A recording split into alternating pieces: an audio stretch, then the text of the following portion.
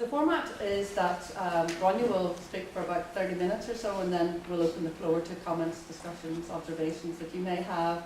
And then following at 1 o'clock there will be a light lunch served out in the foyer where you can continue the conversations and so on. So Gráinne has an extensive background in work in the whole area of reconciliation and has worked on a number of projects in a number of different guises before taking up post with the University of Ulster INCOR as Policy Practice Coordinator 4 years ago, 3 years ago? 3.5 years ago now. She has an extensive wealth of information on the whole topic. Has been following the policy dimension to this whole topic over the last number of years, and I'm very much looking forward to hearing the results of her findings. Welcome, Gráinne. Thank you very much. I will try and keep to time, but I've quite a lot to say. So I'm going to keep an eye on the clock. So forgive me if it feels like sometimes what I feel is I'm skimming the surface of some topics. I think the report does it more justice, particularly in terms of the qualitative findings of the research. So I want to start really by just giving a little bit of an overview of what the research was and how it was conducted. Really the aims of the research were to make a practical contribution to this whole field of policy and practice. It wasn't an academic exercise for the sake of it. It really was to try and inform future priorities in grant making and policy and practice over the next number of years. The methodology which was undertaken was qualitative. There is quite a lot of quantitative data out there, with the Northern Ireland Life and Time surveys and others, and I think that has been really clearly demonstrated in Paul Nolan's report that was released last week, and that there's a lot of quantitative data out there. And this was to try and make another contribution in terms of really discussing what is a very complex issue with a number of key players. There was an extensive literature review undertaken, particularly in literature since 2005. There's a lot of information out there specifically on topics rather than, I think, the broader topic of reconciliation. And so I looked at all the literature on interfaces, on cross-community activity and a range of areas.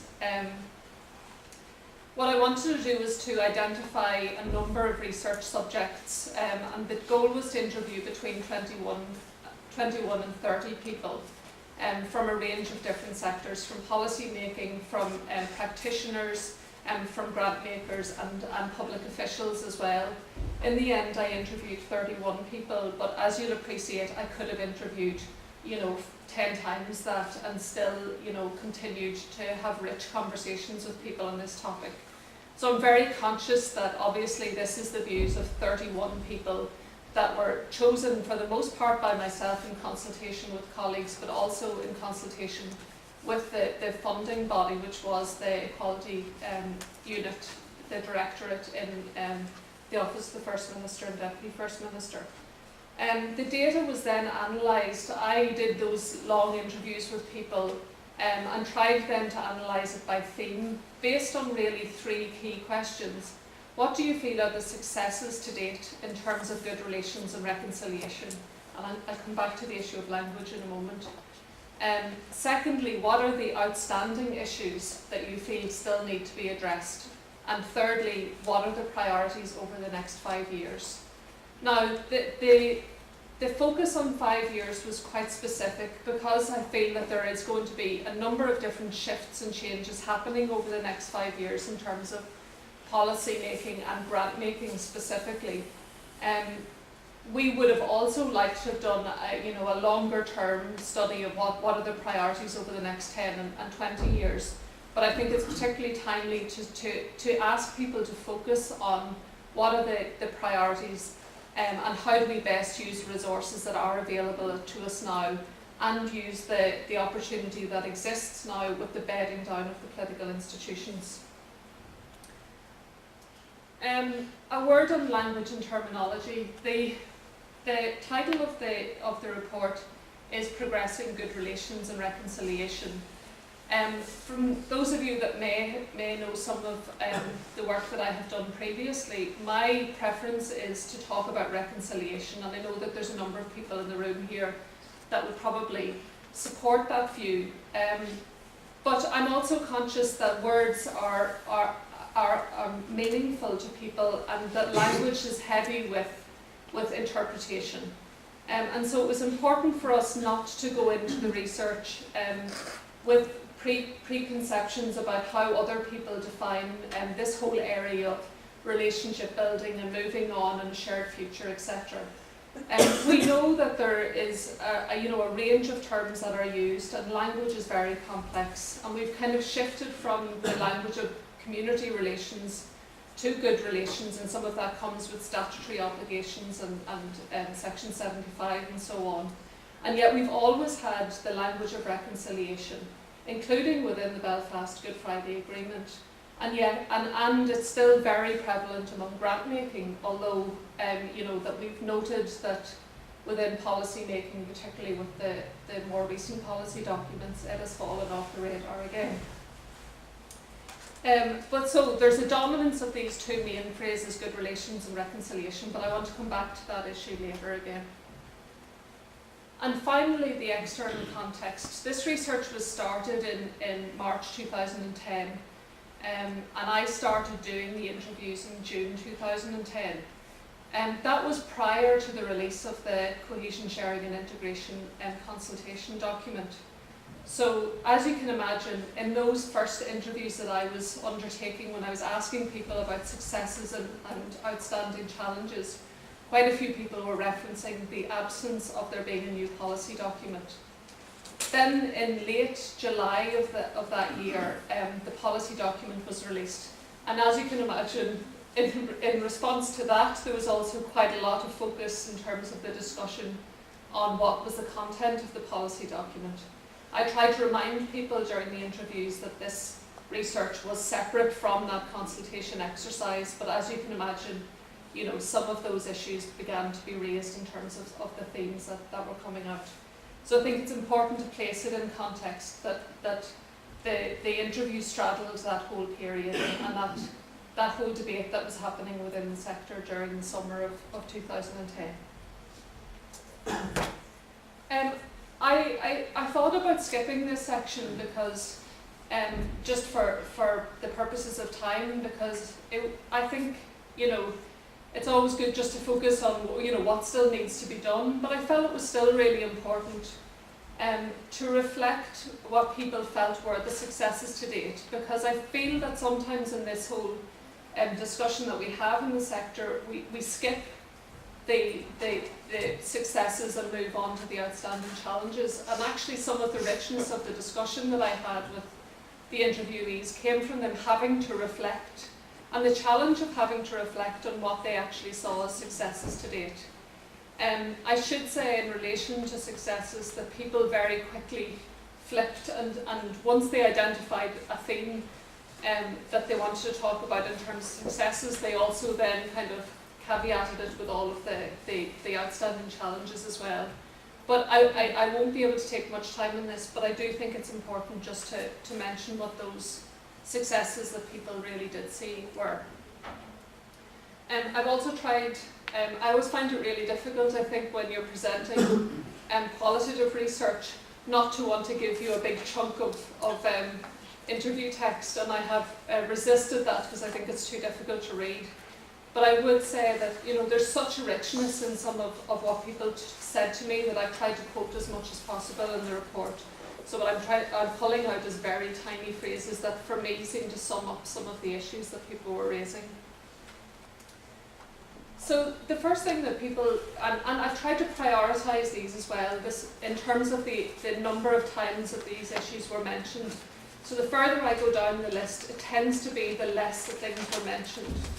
So it's fair to say that the one thing that people said when you asked them what are the successes in terms of good relations and reconciliation, the main issue was that people said there is increasing stability with the bedding in of the political institutions. Somebody described it as active sharing of politics, that that they believe that the successes in politics are both underreported and underappreciated, and I think that that can be true to an extent, that we tend to wait until we are criticising the political parties. But I liked the phrase that one of the MLAs that I interviewed said, which was that it demonstrated contact hypothesis with meaning. To what extent that actually exists on the corridors of Stormont, I'm not sure, but I thought that that kind of summed up what they were trying to say. Secondly, and interestingly, this was actually raised quite a lot, not just from those that are actively engaged in local government structures, but people said that there was evidence of a real commitment of local government structures to demonstrate and support good relations. And in 2005, 2004, myself and Brandon Hamber had conducted research around where we thought that whether reconciliation responsibility should be placed more at local government level, and the overwhelming response was absolutely not. It's a den of political mischief and conflict, and actually I was very pleasantly surprised, and somebody actually used the term pleasantly surprised, that actually local councils are doing a lot of quiet, supportive work to support issues and deal with sometimes quite significant conflicts within local areas. So I thought that was positive and worth noting.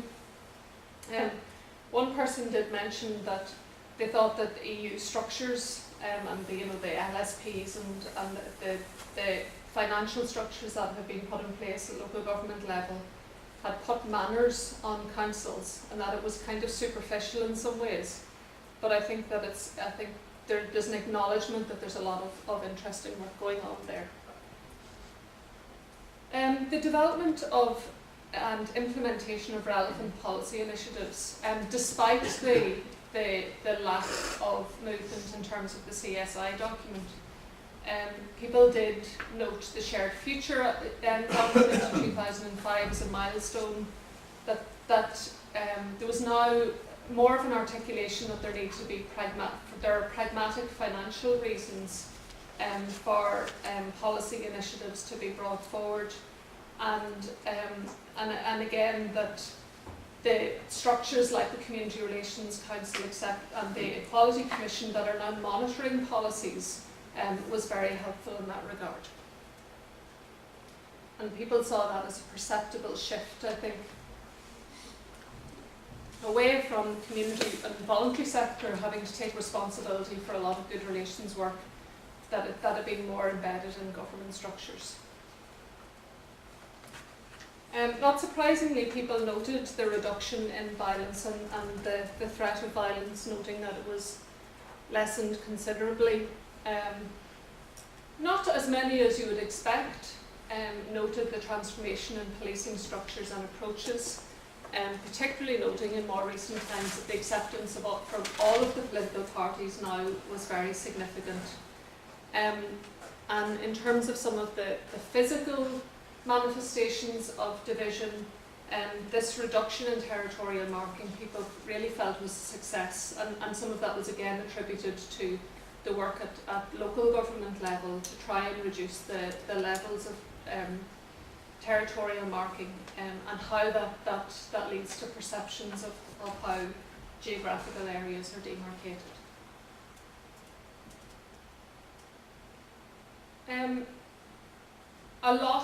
A lot of focus was placed on the amount of external financial intervention, and saw that to an extent as a real a success. I should say that all of these successes were caveated with buts and moving on to there's still work to be done, etc.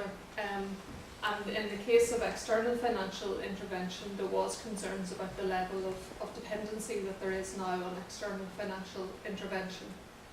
But as one person said, it would be very hard to undo this work, the work that has been supported by the very significant levels of financial intervention, and that they saw that as positive.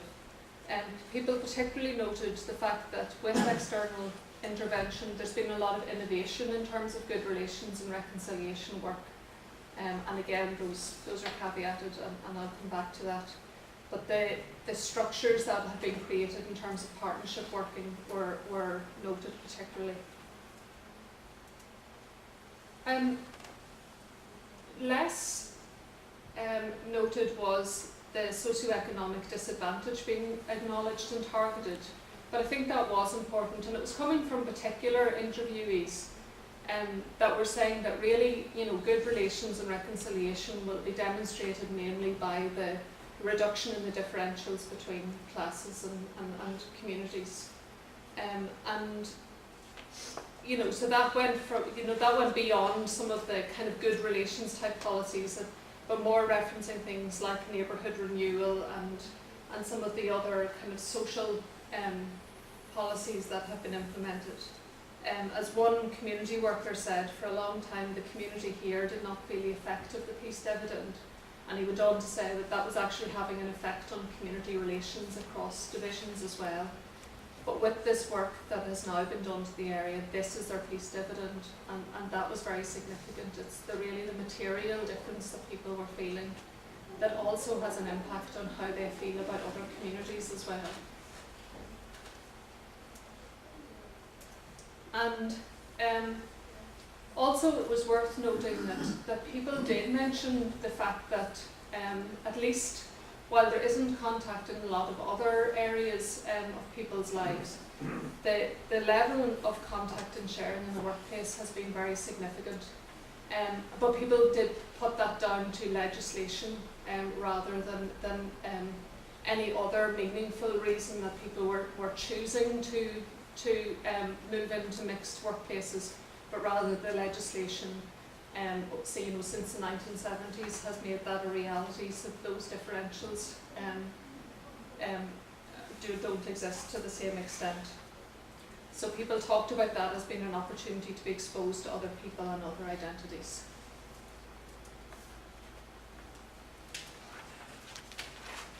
And the final successes were around this whole issue of collaborative working across and between sectors. So that's not, just now within the community and voluntary sector, but also that the business community are more involved, that other statutory agencies are involved, and that you can see that there is now what somebody called the spider's web of connections that have been created over time. And I liked that image of, that there is much more connection, in between funders and statutory agencies and community and voluntary sector and others. And again, people talked about now those relationships having been formed, it's going to be more difficult for those to be removed in the long term.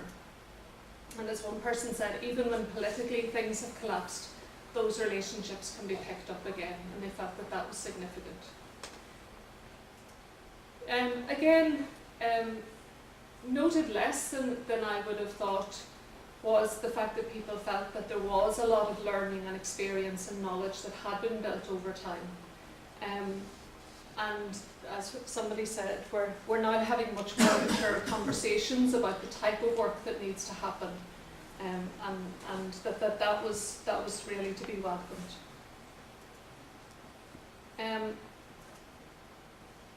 Again, less so, people did talk about there being evidence of there being attitudinal change in people's views about the other, in their views about how they vision the future of Northern Ireland, etc. People particularly referencing the fact that there's a new generation coming through and that people want something different for their children. And finally, and this is at the end of the list because it was actually referenced least of all of those issues that were raised. People did talk a little bit about acknowledging and dealing with the past, but not to the extent that I would have anticipated.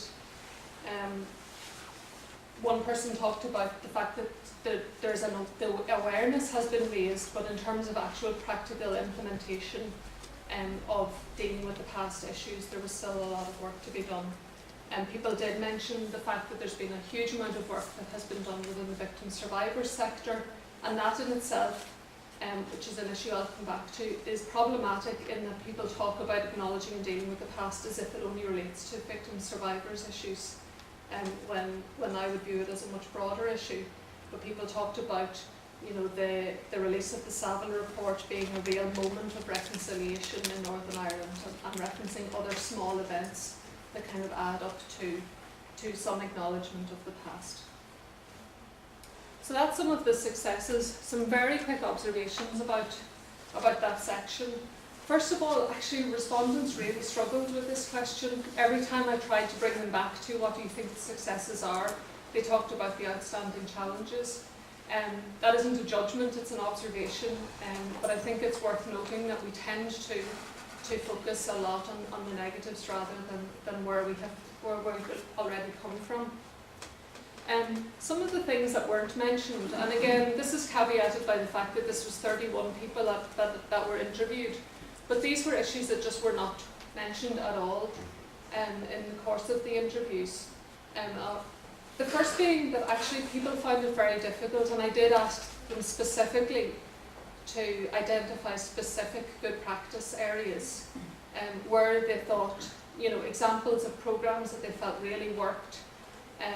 People really struggled with that, even to the point of not being able to articulate what their own organisation was doing very well, where that was relevant. So detailing specific examples of good practice I thought was very interesting, and I'll come back to that issue again.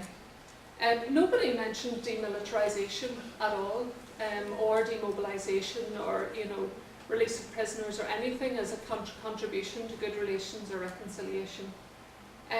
Very few people, if any, mentioned the broader legislative framework that exists within the agreement.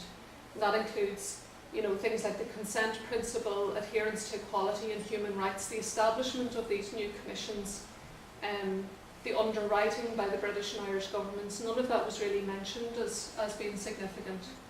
And also, nobody mentioned government funding, or, you know, what was actually coming through internally. People talked a lot about external financial support, as if there wasn't actually any support for this area, you know, internally within government, and that includes both the British and Irish governments. So those are just some observations, you know, with a caveat. So what were the outstanding challenges? I'm going to note all of these and then talk you through which ones of those were prioritised in terms of the next 5 years. Firstly, and again, I won't labour this point. I think most of you in the room understand, you know, what was being said here. There was a concern that we still lack a political vision and leadership of what reconciliation looks like in Northern Ireland. As one person said, simply put, we have lacked a vision to work towards. The political leaders have failed to provide a vision to date. That's within the context of where we were at in terms of the policy documents, and that still continues to be the case. One other person from the business sector actually said, if this is not a historic moment, when is? And I thought the phrase, this will be death by paralysis, to be particularly poignant, and continues to be a concern that without the positive leadership and the capacity of the leadership to really articulate what the vision is for the future, there's real concerns there. And I'll come back to that point again.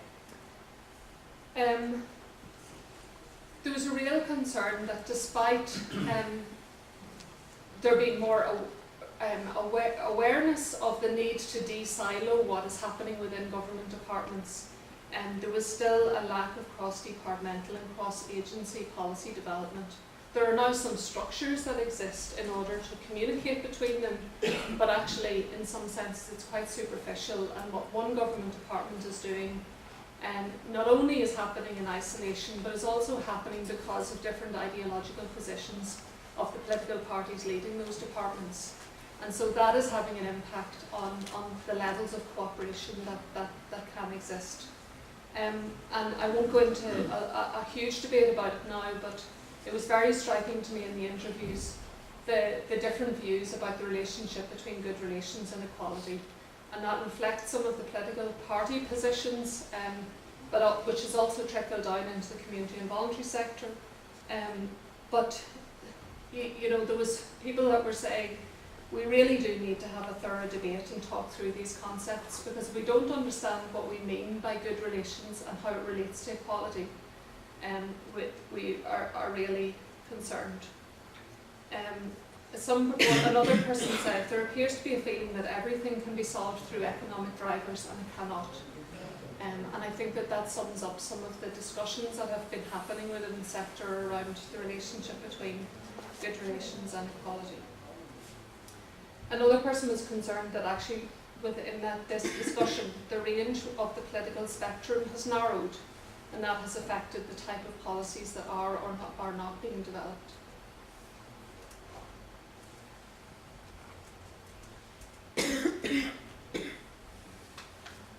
Not surprisingly, people mentioned the safety and security issues as being an outstanding challenge, noting that there is more and more disillusionment on the streets, and we need to engage people, not blame them. Again, there was no consensus about how seriously we should be taking the security challenges that exist currently, and there was very mixed views about the level of risk currently posed by dissident groups. Some described them as micro groups and not significant, while others described them as of being a serious concern. And people also differed in how we should deal with them, whether we should engage with them or whether we should ignore them. And that surprised me in terms of the spectrum of difference in how they were being viewed. What was of particular concern for most of those I interviewed was the impact on young people of this, you know, post-ceasefire generation that haven't experienced those high levels of violence, and yet may be drawn into violence in other forms, or be drawn into dissident groups. So that was seen as an outstanding issue, and I'll come back to the issue of young people again. I've tried to frame some of these issues that were all mentioned quite a lot under the kind of broad banner of social and economic levers of change. Most of these won't be surprising to any of you here. People saw there being outstanding challenges in relation to the you know, significant levels of residential segregation. Also in addressing socioeconomic disadvantage and differentials.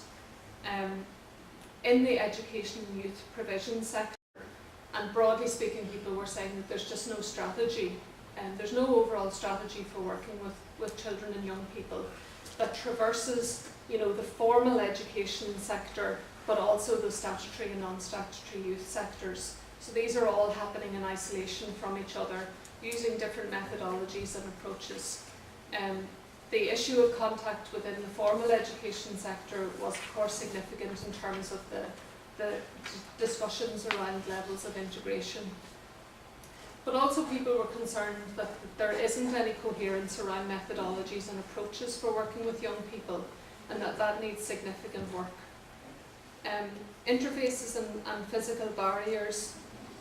People saw it as an outstanding issue, but were very clear in saying that they did not want to see just the symbolic removal of interfaces as some kind of cynical, you know, exercise, and because it would be symbolically important, but that they saw this as long-term work. You know, with many noting that the further you live away from an interface area, the less they really felt comfortable with having an opinion about it, because it didn't necessarily affect their lives. And there was still concern about employment in the workplace, and particularly around the economic downturn, and concerns that if there wasn't going to, if an eye wasn't kept on the ball there, that we were in danger of there being increasing segregation in the workplace despite legislation, and that was particularly of concern within the private business sector. Where people actually talked about even where there is mixing within the workplace, that it actually being a sterile zone rather than it being a place for engagement and discussion, and that employers are actually now very concerned by legislation and haven't created a space where people feel that actually they can express their identity, rather than it has become a sterile zone where it's just not mentioned at all. There was a whole discussion that kept coming up, and it may have been, prompted by the discussion around successes to date, but there was a real concern that we didn't actually know what practices and supports really are working. So what works and why does it work? What methodologies and approaches that we're using? People found it very difficult to identify what good practice looked like. How were we confident when we've piloted something that we're confident that it should be mainstreamed into broader public policy? What should be effectively resourced, particularly in the economic context? What can and cannot be mainstreamed, and how should it be coordinated, shared and captured? So there was a real concern around some of those issues. And people noting that there needed to be a workable structure in place for strategic oversight. Some of that related to concerns about, particularly the Community Relations Council, because of what was referenced in the CSI consultation document, and saying that we do need some kind of an oversight structure and a critical friend to support this work into the future. And people noted the role of the CRC in various ways, some saying that it was very supportive, that it had impressive leadership, that it was a tower of strength. Other interviewees said it was a beast of a different time and not fit for purpose, as it could be. So there was a whole discussion around what should be the focus of the and the structuring of an institution that is there to try and move good relations and reconciliation work forward. There was, and again, less so than I would have expected, actually, people concerned about the levels of sectarianism and racism within the society, and talking about that in those terms, what I would call kind of attitudinal and behavioural change. It was noted, but not to the same extent.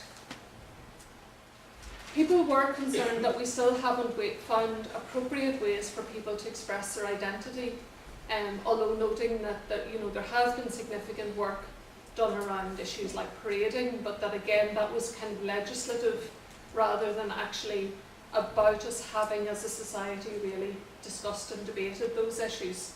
And some noting that a lot of these expressions of identity conflicts that come up are really proxy arguments about other political issues, and that particularly at local council level, a lot of the work is firefighting rather than being able to embed new relationships.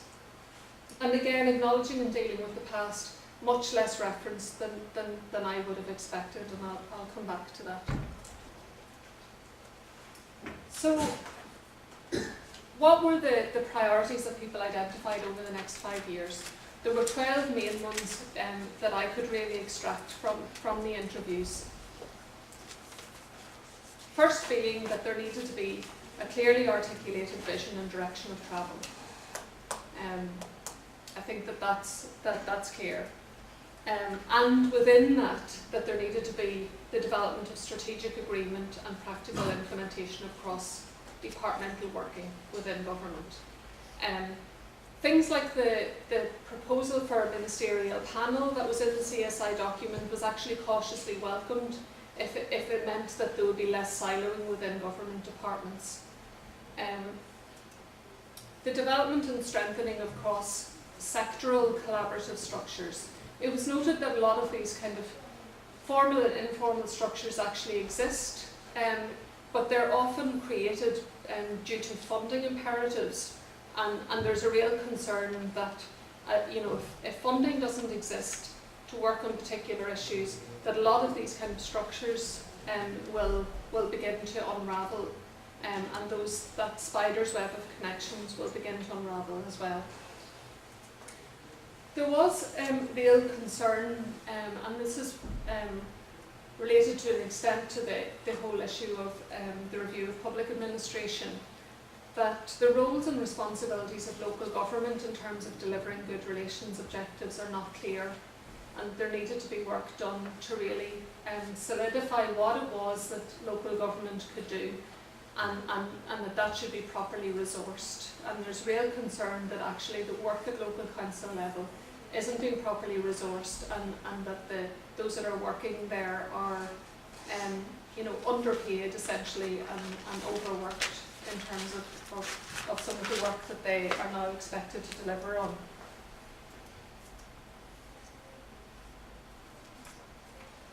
This is a difficult area around funding streams, because a number of people wanted to note that it's important that independent funders are allowed the independence to get on with whatever work and whatever priorities they feel are important. And people were noting that, or some people were noting that was important to maintain. Others were saying that it's no good if we're having all of these different funding bodies and targeting specific geographical areas, targeting specific thematic areas, and not really working collaboratively, and that there's a wastage of resources, and that people don't feel that the funding streams are actually talking to each other well enough and really utilising the resources that exist. So the extent to which people were saying there needed to be formal structures, or how much that needed to draw into government, and there was real concerns about, why should government departments have too much influence over how independent funders spend their money, but there was real concern that there isn't enough coordination between those structures. There's a number of people were saying that there really needs to be a broad-based review of what works and why.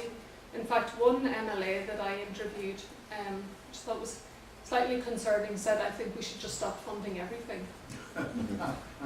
We should just stop funding everything until we can work out what it is that works and why. And then when we kind of identify a small number of methodologies, then we will implement those, and we will have a result. I think that there's a middle way between that, but I think that there is a need for the sector to come together and really consider what methodologies are working, what approaches work, and how can that be brought forward. There's a need to develop an overarching strategy for work with children and young people, and I'm sure there are people in the room here that know more about that specific sector than I do. But there's real concern that, again, there's just a complete lack of coordination, and that young people that are in the formal education sector aren't necessarily getting what they need. And then those young people that are outside of the formal education sector are also falling between a lot of a range of different priorities that the youth sector are having to deal with, and a lot of that is identified by the funders themselves. So, a youth worker that I interviewed talked about, then having to focus all of their attention for a year on suicide prevention, and then it was LGBT issues, and that there was never that good relations was getting lost among a lot of these funding priorities, and that there's a huge issue around short-term funding in the sector.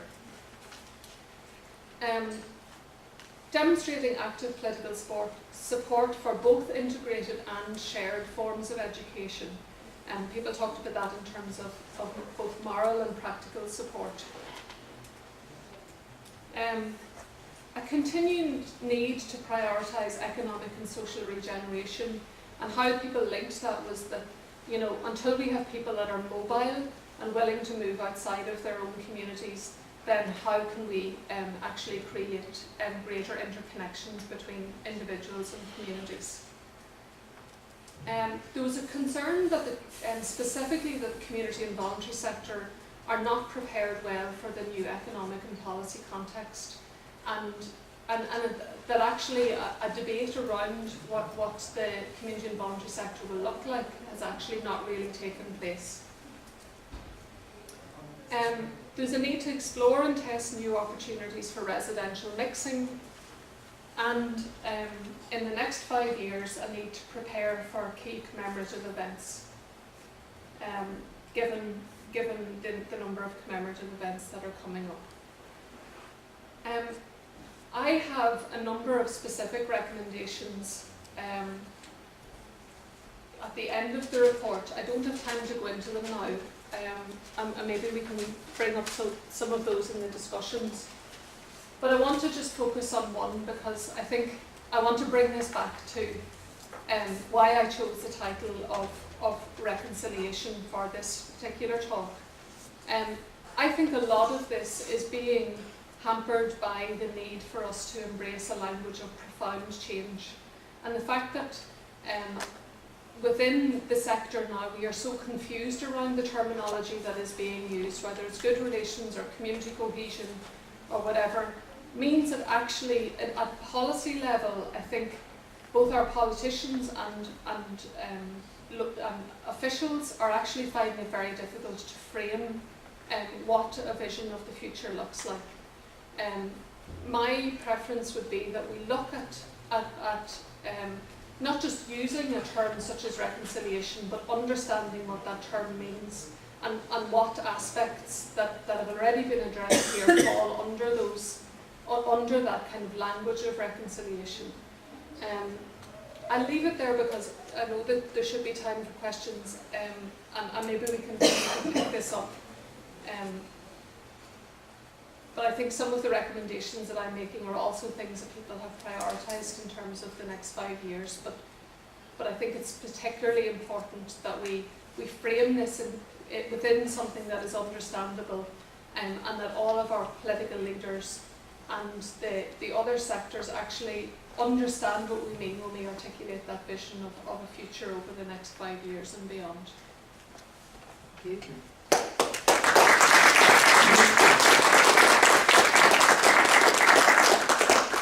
Okay, well, thanks very much, Gráinne. I'm sure you all appreciate the depth and richness of the work that's gone into the report that Gráinne's tried to summarise and give us a first glimpse of today. So thanks for that, Gráinne.